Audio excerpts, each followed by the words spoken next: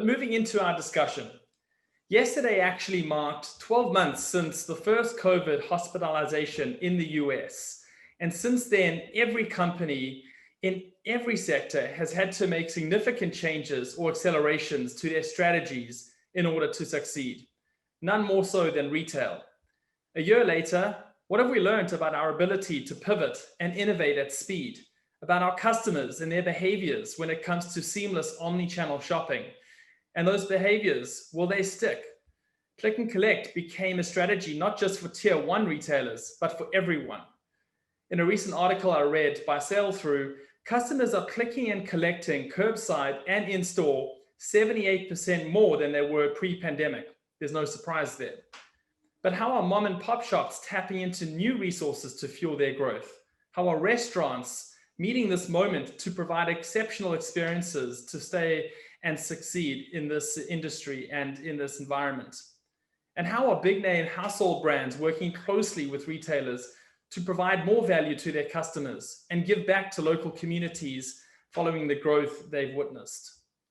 Surveying 8,000 consumers, Bazaar Voice found that 39% of shoppers purchased from new brands during the quarantine, and 88% of them plan to stick with them.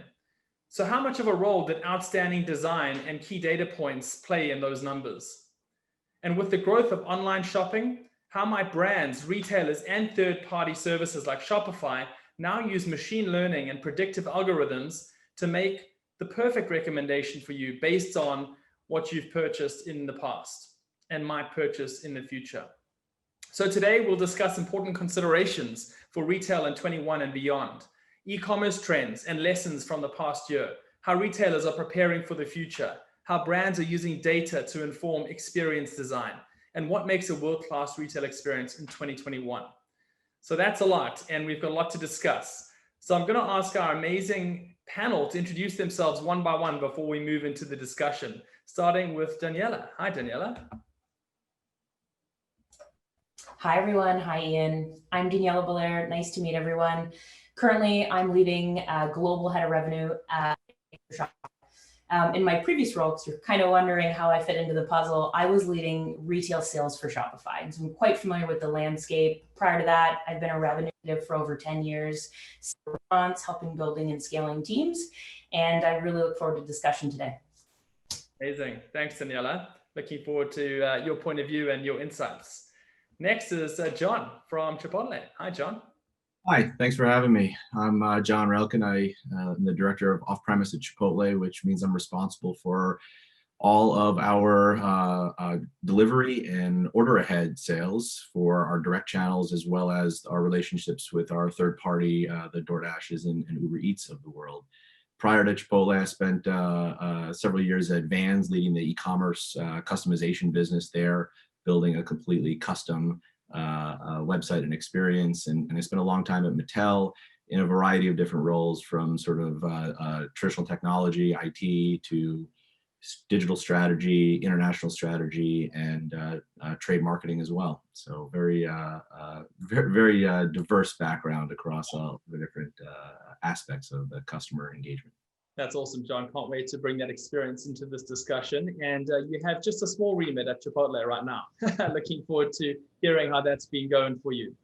Definitely. And finally, but not least, we have Jay from General Mills. Hi, Jay. Are you there?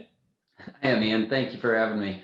It's nice to be here with you all. So Jay Piccinato, I work at General Mills. I've actually only ever worked at General Mills. I've been here 21 years and across brand management, shopper marketing. And now I lead our commerce group, which essentially entails shopper marketing, e-commerce marketing, and our loyalty platforms. Really excited for the conversation today, and we can just kind of get jumping into it, Ian. Perfect. Thanks, Jay. Okay, so I'm going to start with a question for each of you. And I'm going to start with John, just random pick up the hat here. Chipotle does an outstanding job meeting its customers where they are, providing easy to use and enjoyable experiences that give your customers the ability to order exactly what they want, when they want it, and delivered to them quickly or picked up nearby. How are things going in the off-premise business at Chipotle, and what would you say have been the keys to your success in both marketing and operations the past 12 months, as we've seen your share price go through the roof and your experience deliver upon the expectations.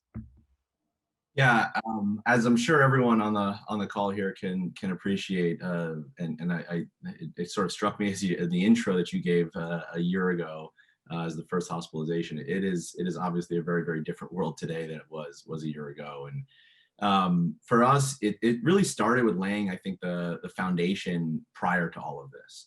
You know, Chipotle came into this this pandemic with, frankly, a head start on the investments that we made in our digital technologies and how that flows through from everything the customer sees all the way through the back of house. We've had a second make line, which we've called several different things, from a digital make line to a digital kitchen, but essentially it's a second completely separate line where all digital orders get processed and put together, which affords us a really an incredible position from how we can deliver on the promises that we're making to our customers and ultimately deliver on those expectations. And so really leaning into the incredible work that's happened that positioned us for this is sort of step one in I think the journey that we've embarked over the last 12 months. When everything changed in March, you know, we really shifted all of our marketing and our focus to be about delivery and the off-premise channel. So prior to the pandemic, about 20% of our business was coming from digital. At the height of this, it was closer to 70%, and now we've normalized around half of the business coming from digital. So it's been just a monumental swing that has affected every area of the organization that we've been able to lean into because because of the investments that were made and the work that was done to position us for really what has happened over the last year. Incredible. And in fact, Chipotle, for those of you that might have attended the same panel a year ago, were present on the panel, and it was by design that we invited them back because we're fascinated to find out how it's been going. And it sounds like it's been going well. Congratulations. It hasn't been without its hard work and white knuckles along the way, I'm sure. We're looking forward to unpacking some of the details in terms of how you've been able to achieve that success from a marketing standpoint and from a skill standpoint, because it takes enormous amounts of new skills that are required to meet the digital era. So thanks for that answer there, John. I'm looking forward to the group questions. Next, Daniela, I have a question for you. Shopify has arguably democratized the ability for everyone to sell their products and services online and has released a lot of new and exciting features and services for your customers over the last 12, 24 months. What are some of the biggest learnings from 2020 that you've seen that you might be leveraging in 2021 and beyond to support entrepreneurs entering the market this year and into the future? Yeah, I think per everyone on this call, 2020 was an insane year, not just for retail, but as human beings. We learned a ton, and I learned that retailers are open and retailers are adaptable. And I think more so than we would have even thought in the sense of adopting digital. So in 2021, we're really going to hone on, continue to make the barrier to entry easier for entrepreneurs to actually start a business or to move online. We realize that there's a lot of people who need help and continue to orient around that. In July of 2020, we actually partnered with the Government of Canada for a Go Digital Canada program. Businesses across Canada the ability for a very low cost or for free to sign up for Shopify, a 90-day trial, and also get resources to help you set up your business. Or if you're a restaurant or migrate to digital, right? And so that was one of the big things that we invested in early on. And so we are announced that we're going to be investing more in Go initiative. In 2021, you'll see other regions start to pop up. We did New York at the end of 2020, and we'll do more in North America next. So I think that'll be really great to help folks as they look to scale. And then we're making more investments in Canada in general. So it's funny because Shopify is a company and everybody thinks, you know, we have this massive footprint in Canada and we have quite a sizable footprint in relation to the size of the country, but we're really going to double, triple down our efforts up here, as well as other regions globally. So this will likely mean more programs for entrepreneurs, lower barrier to entry, more content, more opportunities, more training specific for Canadian merchants to help them grow and build up their businesses. And then there's this other sort of all commerce, not about e-commerce in relation to Shopify, but all commerce platform. So that's going to be really important in 2021 for retail. We want to make sure that folks are know where their customers want to be met. And so we're going to help more brands and entrepreneurs adopt new channels, right? And that means get access to lending products, give them the ability to in person or online. And so we're going to continue to invest more in those products. And I think, this is my personal opinion, but I think in 2021, I anticipate we'll see brands emerge. And I also think trending wise, we'll see more community oriented locations popping up. So a good example of this is Foot Locker brand are embracing the idea of this sort of community oriented location. So I think we'll see probably gone of the large big retailers, or some people will, but community will start to grow and thrive, and we're going to see entrepreneurs. And so we want to be there, and we want to be the choice for as they look to start their business or grow their business locally. That's amazing, Anna. And it's another company that everyone's got their eye on. And I guess the moment is meeting your company's mission, if you will, and it's exciting. And how you're broadening the way you're thinking about commerce, from e-commerce to all commerce. That's really interesting, and we'll dive into that more in a moment. Brilliant. Jay, General Mills is one of the world's largest manufacturers and marketers of many of our much loved brands like Annie's Homegrown, Cheerios, Yoplait, Haagen-Dazs, Larabar, including almost 100 other leading US and global brands. As Director of Commerce, you have a huge responsibility in supporting your retail partners and driving innovation internally. How has Big G, if you will, innovated in the past year to ensure availability of your essential products and explored D2C solutions, as many large manufacturers have been doing in the last year? Yeah, so actually, Ian, availability is probably the perfect word choice for you there. Really, as basic as this sounds, the first pillar of our omni-channel strategy is show up brilliantly. Mm-hmm. And there's a lot captured in that, obviously. And I would tell you, not all of it's as exciting and glamorous as the digital marketing that we do. And to the point on availability, the first change this past year was we actually had to just make sure we had product to sell. I will tell you, it has been a ridiculously heavy service and supply chain lift this year, regardless of channel, just to make sure that we have a product available, period. That's why I like that word choice you used. And I'll get to D2C in a second, but absolutely our focus is around our retailer partners. And when you think about how important content is at those partners, and the fact, at least in our world, we have about 2,600 products across 28 categories, a dozen or so priority retailers.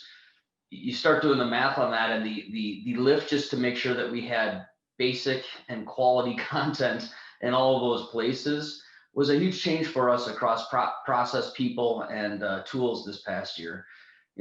For us, we're a little different than some of the others on the panel. E-commerce a year ago was less than 5% of our business. And so important, interesting, but less than 5% of our business. And now it's more than double that. And so we've had to really have a heavy lift on just some of those process tools and capabilities, and even just ways of working with our org to make sure that we show up brilliantly on our retailers' platforms. And so much of our time and energy over the last 12 months has been really in that space. As you mentioned, D2C, while our priority will always and continues to be our retailer partners, D2C can provide just outstanding insight for our businesses and a much tighter connection with our shoppers. And so we're absolutely playing with a couple of the brands that you suggested, Larabar being one of them, Epic Meats being another one, where we're just leaning into some different fulfillment models on the back of that learning and that insight that we can scale broader in the portfolio. Got it. So what I'm hearing there is you're using D2C as an insight and data collector, and customer intimacy maybe is a nice way of looking at it, so that you can bring that valuable information to your retail partners who are driving, for the most part, your volume and your growth. And it's in no way or shape going to be a channel that you try and drive to outpace your retail partners, but it's a really strategically driven initiative to drive insights. That's really smart. And I guess through that experience, you're learning the key skills that are needed to drive a platform like that. And we'll unpack that in a moment. Thank you for all of your answers there. Let's go into some group questions. And when I do this, I do like to change the view up so we can see all of you. And let's start with a question that maybe Jay, you can lead, and then John and Daniela, you can follow. Let's start high level. What brands and or retailers do you see having stood out in 2020 and standing out more so as we go into 21 in these crazy, unique times? Sure. I'll start on a couple of the brands that I try to watch and admire. Nike has been one that's not really in my space, but have done a great job of sort of moving away from a heavy physical model. They've always been pretty well grooved online anyway, but really to focus on connecting with their base through a bunch of different app products and figuring out how they can provide value in a different way, whether it be mapping software for running routes or whatever it may be, and then providing ways to sell within that. So they've been really interesting for us on a couple of our platforms. More in my space, RX Bar has been someone that we have really looked to and admired as well in an omni-channel setting, and it's more than just their digital savviness. It's as much they solve a real problem. They start with an idea and then they start to amplify that through communications. It's very, very personalized in their approach, and ultimately they've started to expand and focus on conversion across, starting with e-commerce, getting into subscription, really understanding digital commerce more and more so, and then starting to move towards bricks and mortar. So a little bit the backwards way that General Mills tends to do things. In terms of retailers that we see doing well, I'm going to pick an easy one for me, but Amazon has clearly done a nice job, and I'm going to talk about it not because I get apparently 2 packages every day to my house, but much more so on the fact of what is brilliant I've found with Amazon is they're always innovating, which I think people see and you feel that, whether it be even in the digital space or now obviously moving into more bricks and mortars type experience, at least with grocery. But what they do exceedingly well is they don't do really anything. They don't bring really any capability without some thought of how they're planning to monetize it, usually from people like me. And that's fascinating. It's a model and it's a mindset of, if I'm going to bring X, here's the value it's going to provide my vendors, and here's what I'm going to charge them for it. And having that sort of at the center of how they innovate has been pretty impressive for you to see from the outside. Interesting. Yeah, thanks. Oh, well, we should have compared notes beforehand, because you definitely several of the brands retailers that you just mentioned I have long admired. I mean, Nike is one that stands out across the board. I mean, for what they do in taking a stand, and ultimately how they have pivoted into a more direct to consumer model, and frankly controlled the supply and the distribution channels in a much more direct way, I think is something that a lot of brands can look to and think about in what the future looks like. And certainly as you get closer to the consumer, the kinds of insights that Jay you're talking about in the kind of smaller spaces and examples that you're using, and how you can really understand what's important as you're selling direct versus the kinds of insights you can gain as a B2B in a B2B relationship, I think is a huge game changer, and something that for me now being in Chipotle, as we think about our direct relationship with our customer, for sure that's a critical element of success and an area of just nonstop insight. I think Shopify, not to pander to my panelists here as well, is another one that continually impresses me in just how they enable and frankly the way that they've changed the game for small and medium-sized businesses to just be able to engage in this space, and the kinds of things and the ways that it sounds like, Danielle, you're continuing to invest in are things that I think are incredible. I think another one in the retail space is Target, and what they've done and how they've sort of reoriented their business is another one that has impressed me over the last year or so. there's for sure a lot of smaller examples of you know, digitally native brands, some smaller guys that have started up. But I think those are, it's a very different challenge. I think when you look at the major, you know, national brands and how we're sort of thinking about and pivoting our businesses to versus some of the smaller brands that maybe don't have the existing legacy businesses to protect and grow. So.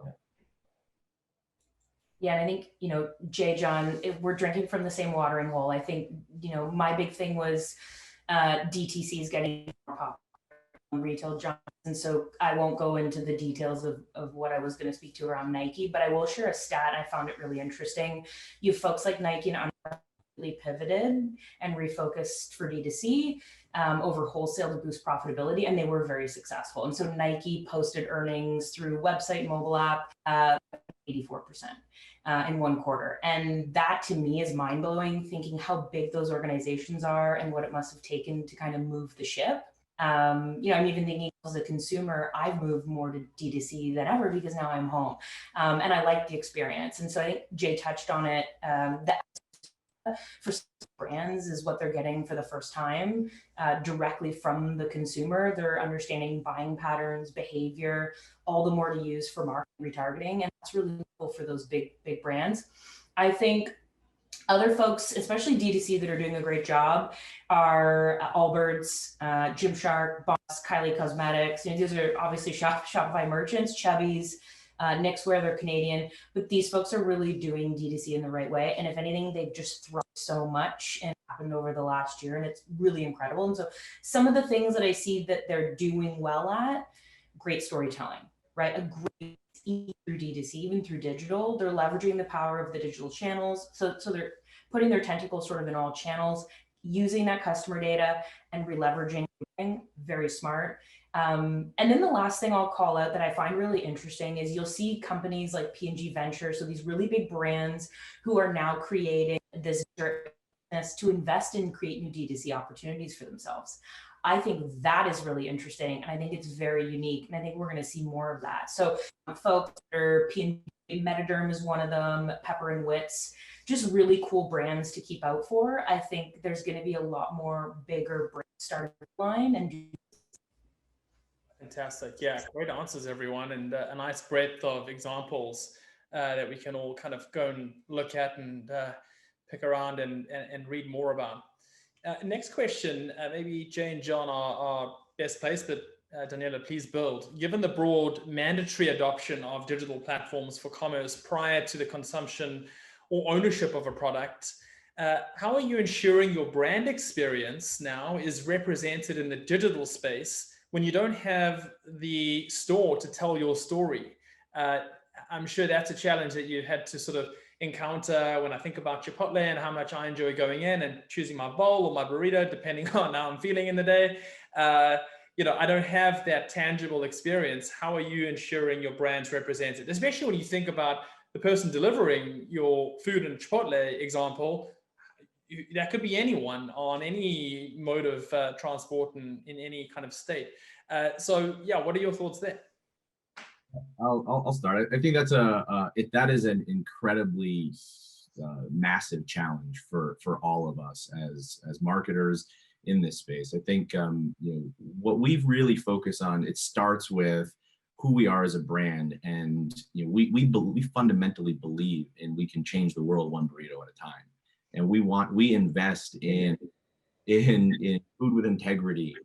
You know, all the way up through our supply chain. And so, you know, there are incredible stories as you think about frankly, the plight of the American farmer and how we as, you know, a large part of the entire value chain, but ultimately completely dependent on getting high quality ingredients at scale is an incredible challenge right now. And so there are these types of stories that are really inherent in the brand and who we are, and that we make come to life on digital channels. In fact, we launched something called Foodprint at the very end of the year, which shows you the impact that you're having from by ordering Chipotle digitally.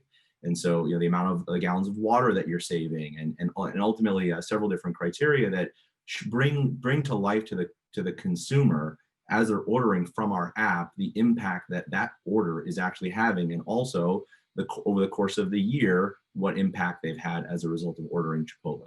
And so that's just one example of sort of a way that we can tell a story in the digital environment that frankly isn't really as capable in an in-store, right? The food theater that you're talking about, and that sort of the sizzle of the chicken grill on the grill, like, and the smells, like that is a huge part of what we are working towards bringing to life in the digital channels. And that's probably among the more challenging aspects of making in the food space particularly. But absolutely, and you certainly referenced some of the other inherent challenges of sort of all the hands that touch the in order through the process to ultimately deliver that. But I think it really starts with looking at who you are as a brand and how you can find ways to inject that story into the digital ecosystem to ultimately make your story come to life in a way that is unique and different. I love that. Your value proposition as a brand and as a business becomes so clear and so much louder than whatever experience you might have on the delivery side through your front door or in the lobby or whatever it might be. Really interesting. Thanks, John. Jay, any thoughts on that? Yeah, I thought that was really well said, John, and I'm extremely jealous because I want to save the world one burrito at a time. I'm going to work on ours on that front. But actually, what I would say is, and Daniela brought up some great company examples of this that are doing it on the Shopify platform. The reality is, digital affords us an ability to storytell in probably a better way than a traditional grocery store does, for at least for me. And I would tell you, even more equally important, let's say, it allows us to provide solutions in a way that we never can figure out in store. So for example, we can bundle products, we can bundle meal solutions, we can even bundle things in different parts of the store online. Whereas in a grocery environment, we have a hard enough time putting taco shells next to hamburger meat, right? Like, and so there's just such an area of opportunity on solution orientation in this space. And I'll just share one quick example to articulate the point. Our Betty Crocker cake team identified sort of trends on Pinterest for Barbie cakes, and essentially it's a sort of dome cake that you jam a Barbie doll into, and it becomes her dress, right? We could never pull that off in store, right? But online, we can really capture this trend. We can figure out how do we bundle purchase of a Barbie doll, a cake mix, and the recipe to make this thing happen, and provide it as a solution to shoppers. And it really has afforded us an ability to tell our brand stories through solutions in a different way that in-store actually tends to get in the way of. Brilliant examples. Yeah, fantastic. Thank you both. Daniela, coming to you now. For those thinking about starting their own business, of which I'm sure there are many of you tuned in today, especially in the environment that we're in now, what would you say are the top 3 must-haves for seamless online shopping experience in 21? I think, user experience is really at the forefront of the digital experience and the online shopping experience. So making sure you have a really easy use UX so that it's easy to put things in carts, it's easy to close, it's easy to check out. And there's a lot of really great tactics that I can share if anyone wants to reach out. Use your digital platforms to tell your brand story. And I think we're hearing a bit of theme across John, Jay, and I. Storytelling and brand storytelling is really important. And so keep it consistent across your mediums, share that story, and people will buy into what the story is telling and ultimately buy your I can't say this enough. I mean, I'm biased because I'm in a tech company, but invest in the digital infrastructure. If you're starting a business, this is an easy way to strap it really quickly. There's a ton of great resources and how-to guides online. And there's also a lot of free products and free partners that you can leverage, at least to get yourself started. Test your channel, iterate on your channels, and see what you want to double down on and invest in from a digital marketing standpoint. Those would be my 3. I think they'll call it not alone. There's government grants, there's tutorials, there's a ton of research online. The barrier to entry to become a business owner is far less than it ever has been before. We're in this new, unique opportunity in 21 and beyond that we probably probably will see a lot more entrepreneurial and new businesses and new D2C brands emerge now more than ever. The cost of rent is going to go down. Community-based shopping it's already going up, and people aren't scared of DTC and digital first anymore. And so again, easy to build a business, or easier than it has been. And we'll see that. Yeah, and I think you just touched on a point that's really interesting in terms of, with more people going digital, it makes it harder to stand out, because on social channels, on search, how do you get your SEO strategy in a good place? So that's kind of where my next question is going. And John and others, please build. John, I'll start with you, and then others, please build. Digital marketing, as we just touched on, is no longer a nice to have, but rather an essential component to the success of any brand today. What do you believe will be key to your brand's or your clients' digital marketing success moving forward? For example, how are your clients thinking about new marketing platforms, channels, and tactics? Yeah.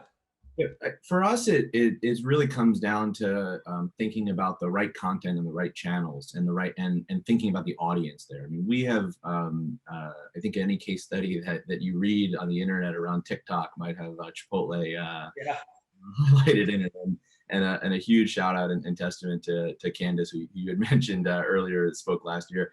You know, we look at our digital ecosystem and the channels that we show up in, and really think about who's there, why are they there, what are they interested in, and what is our unique position, and sort of how do we engage in that conversation in a brand right and appropriate way. And I think there's sort of a base of, sort of call it your Facebook, Instagram, sort of a little bit more mature platforms where it's a little bit more well known, and then you get new platforms that sort of come out. And so how do you explore and experiment with those and start to shift some of your media dollars into experimentation is sort of the delicate balancing act of driving, certainly using those media dollars to drive the core business, but also to really show up on those channels that might be exploding. And I think TikTok is probably for sure the most recent one that stands out to me, and how we're really the first and have done a number of different activations on that have really in a lot of ways changed the narrative and positioned us very, very well to engage with communities that just seemingly sprout up out of nowhere, and get to a scale that 10 years ago was never even possible. Yeah, great point. I think one add on our end, and I think members of the panel here are just a little bit further along than an old CPG company, but really driving data-driven decisioning, and ultimately getting to automation is a place that we're just squarely focused on, and really have a ways to go. If you think about a CPG company like ours, we still market relatively static. We think about an insight, it drives us to some sort of an idea, and ultimately then we put that in terms of a campaign, or even take couponing. Couponing at CPG firms are still pretty much the way we coupon 2 decades ago. You have a mass offer, everybody gets the same one, kind of finds its way into a retailer circular or a digital loyalty platform, but it's still pretty much one message to everybody. And we need to be moving in a world where everyone is getting a different value of a coupon. Everybody who should be being motivated in a different way will be receiving the right offer at the right time with the right message. And getting that to a place that's just automated and happening is a place that we're really pressing against now. Yeah, great point. Showing up where your audience is the most critical thing. And so knowing who your target audience is and where they live on these platforms is really important. I think the other piece that isn't going away around a digital marketing strategy is leveraging influencer marketing. I'm seeing it as a consumer. I'm seeing it with some of the top brands. Nike's another great example of this, partnering with influencers who you wouldn't even think would partner with Nike. And it's quite powerful in how they're attracting new consumers and audience. Look at one-stop shop, folks. So we have a partner called Privy. They offer a great product around digital marketing, convert more, show up to your site. And so I think, looking for best-in-class tools to help you obviously build up the digital marketing strategy, especially if you're an entrepreneur, easy to do, low entry. Great advice. Thanks, Daniela. Yeah. Okay, great question here. Maybe Daniela, you can start this and others build. What are one or two trends that you think we can expect to develop or see more of in 2021? Yeah, I think we're seeing, especially with the IPO, I should affirm, but the rise in installment payments available for retailers online, that's really interesting. I just procured a ton. Of course, I did it in installments. Why wouldn't I? And so the experience is very seamless. It's great on the consumer side. It's also great, obviously, business standpoint or revenue point. So I think we'll see more of that trend in 21 and beyond. I also think, and I won't name names on who's doing this, but there is a leader in this space, but more thing we'll see in 21 is people can actually get out into the world again and socialize. I think this is an awesome thing that we're going to see more of. And so folks, you would click your credit card, you would get access into a store or a kiosk. Maybe these show up in malls, maybe they show up in communities. They're unedited. You go in, you grab your items, it immediately cashes you out as you walk out the door. I think there's going to be more of that. And my last one is, and we've touched on this, more unique delivery options. More D2C ideas emerging. I think that's going to be powerful. And one example I'll leave you with, I was reading up about Walmart. And so Walmart, really big ship, trying to really innovate on their audience. And so they're actually going to be testing a temperature cooled box designed to hold groceries. So consumer, I would own this box. It would be temperature cooled. They would deliver my groceries in it. And so there's a bunch of little micro tests that are happening with some of these bigger brands. And a lot of interesting things emerge and beyond. Amazing. Who wants to go next? John?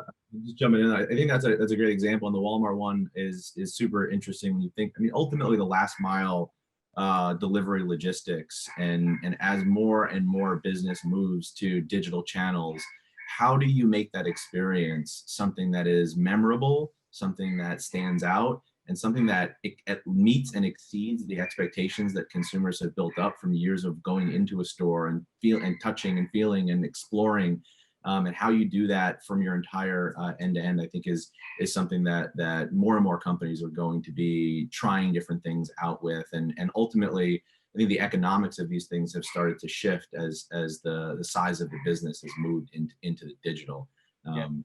So I think that's a really great example of an area that more and more companies are really going to be thinking about, and in more pragmatic terms. I mean, I think things like, drone delivery is something that has been talked about for a while, and is probably still years away, but being able, like Amazon, being able to deliver to my garage, right? Giving them a key or into the back of my car. These are things that start to really change the way people think about how they can acquire and ultimately receive the goods that they're purchasing. Especially with the growth of porch pirates in the last 12 months. That's not a bad trend to spot on. Any thoughts from you there, Jay? I don't have much to add. I thought that was extremely well said on both parties' fronts. The other thing to think about in our space is most of the growth in online is actually still fulfilled at a store. Just about 75% of the volume is still fulfilled in a store when you think about click and collect platforms that are really driving grocery performance. There's then the whole supply chain and the logistics and the impact of the in-store on what's available and what you can actually sell online. And so it's, as much as it originally felt like a very distinct channel, and the way we would think about category management and even assortment is a very distinct way, infinite shelf and the like. The reality is that's not exactly true. And when 90% of the fulfillment is going to happen in a store. So how do we make sure that we're marrying supply chain, our product assortment, our offerings, how we think about how stores have changed in the last 12 months. They're sort of doing it with Band-Aids right now, where they have sort of fulfillment warehouses sort of bolted onto their buildings, or half the time just sitting in the front of the store. And so how do you think through the total product offering that we're going to need to have in order to make that an easier lift for the retailer? Yeah, great chat on all those fronts, everyone. And before we get into audience Q&A, I've got just two questions here. The first is, what skills do you think will become essential for the business owner and marketer of the future? Let's go, Daniela, John, and Jay. Hit on a couple. I think the big thing, and it's a simple one, is just know who your audience is and then how to reach them. If all of our narratives in this conversation have tied back to that, that would be one for me. Yeah, I think, I mean, in this, the ability to prioritize. I mean, I think we're in a world of incredible choice and opportunities that seem to abound everywhere. But, you know, we have a finite amount of time and resources, and how do we prioritize and ultimately connect the brand to those opportunities, and is I think one of the maybe bigger challenges for a business of any size. I'd bolt on just agility. You know, we especially in my space, we're a slow, steady growth, and that just isn't the model anymore. We can't annual plan. That's sort of an absurd thought process now. And so, how do you really think through being agile in your marketing plan and in your approach? Yeah, and what's interesting about all of your points there's this blend of data and soft skills. So how do you improve your skills in data and data awareness and data insights, data into insights, and then your soft skills of then prioritizing accordingly and knowing your audience intimately so you're not tone deaf, and then thinking about how to be agile as a function, but then also as a mindset. Really great points. Okay, so with 30 minutes to go, we're going to move to some audience Q&A. So the audience, thank you to those of you that have sent some questions. Please keep sending them through. I will get to as many of these as possible. So question here for Jay. What digital channels have been most successful for you in terms of lead and revenue generation over the last year? How do you prove the value of your digital content when 90% of your revenue still comes from retail? Yeah, so as you heard from me, a vast majority of our work goes through our retailers, and that's similar on the marketing front. We are investing and continue to push a lot of investment towards retailer properties because of the seamless nature of clicking, putting that property and ultimately to the cart. And so I would tell you that's another, while been very good for us, it's actually also an area of concern for me in the long term on how much retailers are continuing to advance their media capabilities and using that as a profit center versus simply just a marketing lever for us. But we've seen a lot of success kind of driving through that very seamless one-click, two-cart activation. Question on performance measurement is a great one, right? I would tell you one of the natures of e-commerce in general is it's much more of an always-on steady marketing plan than kind of time-boxed campaigns that we're used to running. Time-boxed campaigns are really good from a marketing mix assessment standpoint, so you can kind of understand when you're on, you're off, you're on, you're off, and we can measure between the periods. When you're just measuring sort of an always-on steady state, attributing that back to the marketing levers you're pulling is a lot harder. And so, it's an area of right now, I would say we're leaning into just a lot of heart and charisma that this is the right answer because we know it's the right answer. But as that continues to become a heavier and heavier dollar spend, we got to figure out how to get a better measurement and attribution. Okay, great question there. Thank you, Mel. Next one, Daniela and Jay, please chime in too. Can either of you, that just dropped down. Can either of you elaborate more on how the move to neighborhood approach contrasts with the growth of Amazon and other mass retailers? Great question, Emily. Yeah, I can kickstart. I think for us, the approach of community is so around empowering local communities to maintain their retail businesses, or at least help foster the growth of those community-based businesses. We don't want to see those go away with the Amazons of the world shipping from, central places from all over the world. And yes, there's a convenience to it, but you lose that story and you experience. And so whether that experience is going to still be digital through the entrepreneurs we empower or physical retail, we want to be able to empower the ability of both. And so as a company, we in 2021 reoriented how we even support those types of merchants. So we're going to see more Shop-a-Folk engine to kind of fuel that local community feel and all those nuances that you would get shopping local. Even if it's to empower brands digitally, impact globally. ultimately, we want to be able to see the entrepreneur survive in light of the success that Amazon is having. Give them the tools. I think that was a really insightful question as well. And you know, you had asked us some previous questions, Ian. One of the trends I was going to talk about is localization, and ultimately the fact that what for me means today is very different than what for me meant 6 months ago and definitely 5 years ago. And so I do think, you know, and being very selfish to my job, my view of where shopper marketing is going is really away from retailers. That will always be important, but much more to a localization teams than it will be retailer specific teams. We need to be able to find ways to show up for individuals in their neighborhood in a way that is meaningful to them. And because the expectation on, again, this what's you know, personalized for me is so much different now. And mass messaging and broader communication just isn't going to work anymore. Yeah. I would add to that. I think the inherent challenge in that becomes achieving scale on your marketing and media, right? As we shift and think about local communities. I mean, I think in the restaurant space, like, and I love what Danielle was talking about in this, the fabric of the community in, you know, any city or wherever everyone lives is built off of local retail, fundamentally. And the last year, how everything has shifted, has, you know, stressed and challenged sort of the social fabric. And so how do we bring those local elements in while still achieving the scale that frankly is needed out of you know, media budgets and how we ultimately go to market, I think is a bit of the inherent tension and challenge in how we make this come to life. Yeah, great answers, everyone. Actually, John, we'll stick on you for this one from Sarah. What do you take into consideration when looking into experimenting with your marketing dollars? For instance, why TikTok? When did that decision become evident?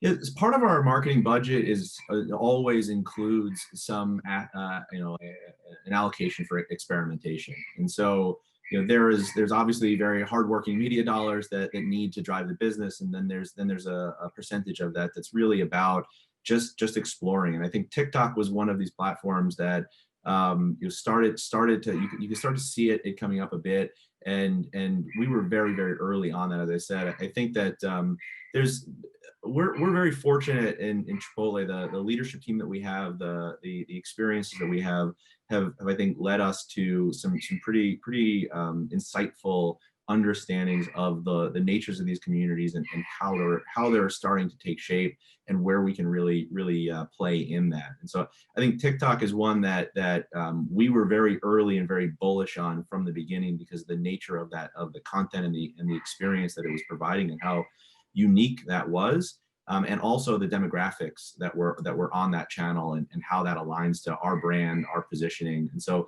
it was a more of a natural fit from the beginning.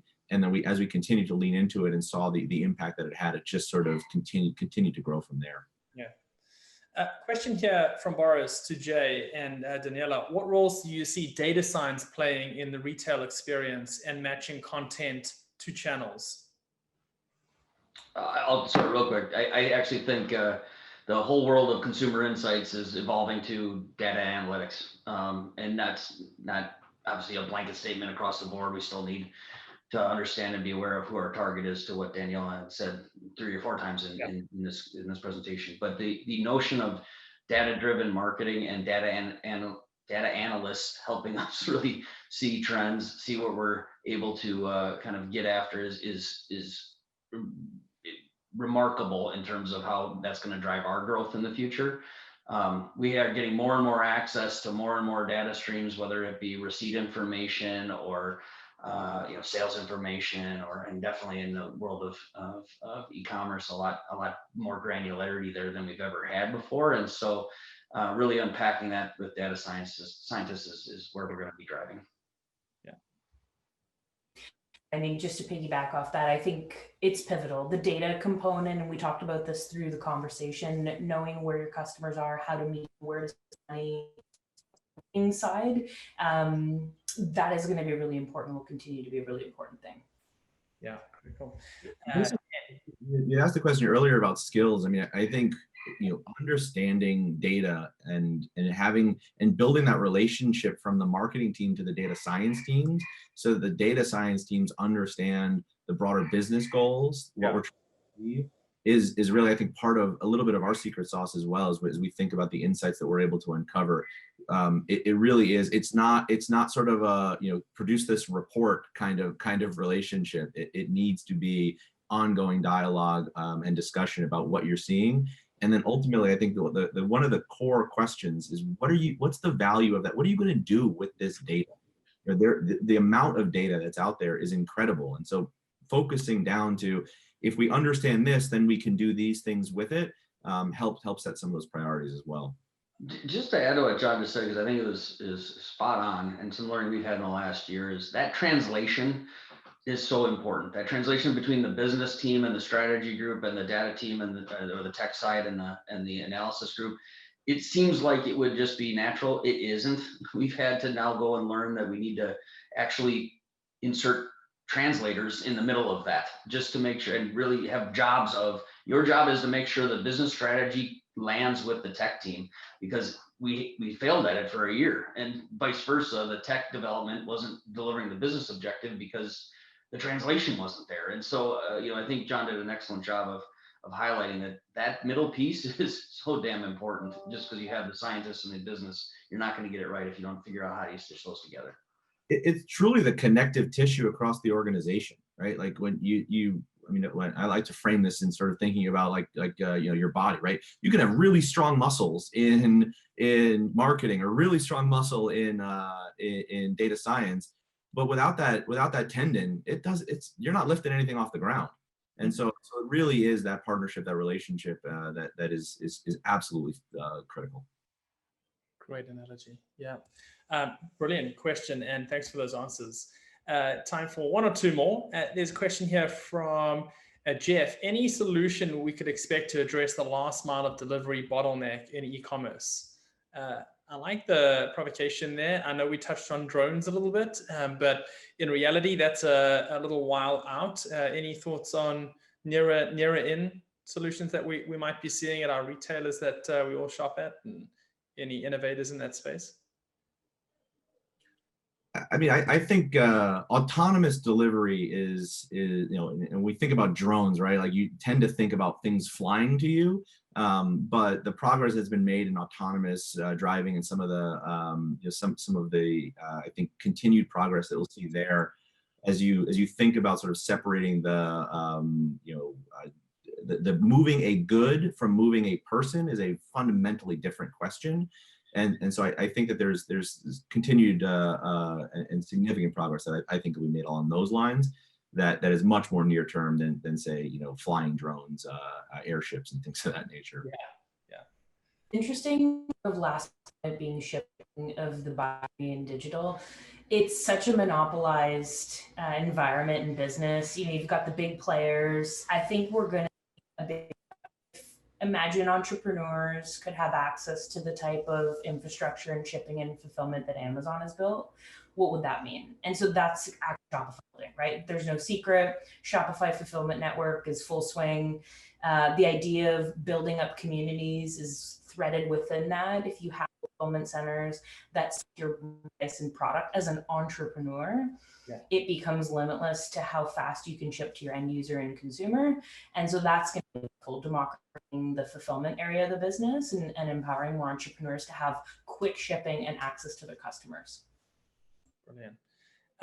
And there was one final question I wanted to ask you that came through, which was, where do you think we'll net out in terms of the balance of online marketing spend and the shift to online to post-pandemic? Where does it net out in terms of how much of the behaviors that we've seen in the last year will stick versus people getting into a new world of omni-channel in its truest form? Who wants to take a stab at that? Yeah, listen, there's tons of consumer behavior shifts that are going to stick. I think that the ease of access that digital provides, people crave convenience across most of the product categories that exist. I mean, and I think that digital has the opportunity and the promise of delivering on that. And so things like food delivery, for example, it's just that the trend is going to continue along those lines. I think, of course, community is a critical element of something that's been lost over the last year, and how we can start to engage in real life is I think, and how the pendulum swings back a bit there. But so much of what the sort of convenience elements of what's been what the shift to digital has produced, I think is not going anywhere. Yeah, and I think 2 sentences. I think convenience will prevail. I think once the restrictions lift, I know I'm going to be one of the first people to go to the store because I haven't in so long. Yeah. That doesn't mean that long term I will do that. It's not convenient. It's not sustainable to my lifestyle. I like things delivered to my house. That's most consumers. I will never walk again into a grocery store. That's just a fact. I won't. Sorry, Jay. And, I think for me, the convenience of having it delivered to my house is just something. But if there's a unique experience involved, I will show up and I will buy in person because I want to support my community and I want to have a treat, and I want to experience that brand or that product. And so I think there's going to be a fine balance, but I think the pendulum is still going to very much swing in the digital direction. And I think we've arguably brought digital 10 years into the future because a lot of people were scared of adopting digital, thinking they might not have the customers meet the expectation. We've seen that to be true. We've seen people show up, and now the convenience factor is far too addictive. I don't have much to add. That was well said, except the part about not going to the grocery store. That was shitty. But no, I think that their commentary was spot on. Yeah, and ultimately, humans love tangible experiences too. So to your point, Daniela, people will go back into stores, and it will be augmented with digital. The convenience will be augmented, the in-store experience will be augmented, and that's hopefully where it will sort of net out in the next few years. Anyway, I've seen we're a few minutes over. I know that our panelists are very busy, and those that are tuned in are also very busy. So thank you to everyone that tuned in for taking the time to join us. It was wonderful to see so many of you tuned in from everywhere. And a heartfelt and huge thank you to our panelists, Daniela, John, and Jay, for tuning in from all over the US and Canada. It's wonderful to see your faces, to reconnect. And thanks for your wonderful insights and guidance on where we can see retail going this year and beyond. So to that end, stay well, stay safe, and we hope to see you on our next thought leadership panel coming up in February. Take care, everyone.